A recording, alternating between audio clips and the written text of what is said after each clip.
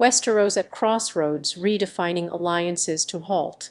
Yet Hasten, Demis, in the realm of Westeros, the landscape is forever shifting, as ancient webs of power unravel and new allegiances forge. Yet, with the White Walkers at the gates, an existential threat hangs over the Seven Kingdoms, sparking an awakening among the houses.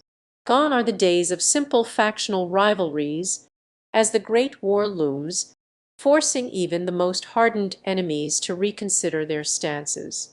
The great houses of the realm are at a crossroads, their priorities realigned by the gathering darkness beyond the wall.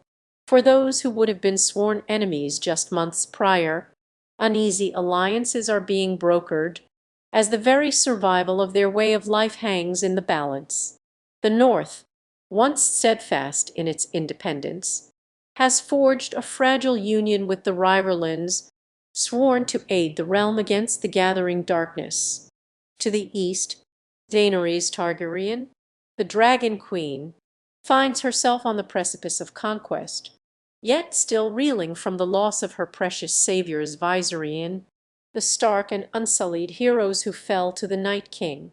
The scales of her quest are being weighed and measured, with increasingly dire consequences at stake, with her quest to reclaim the Iron Throne now secondary to the greater threat.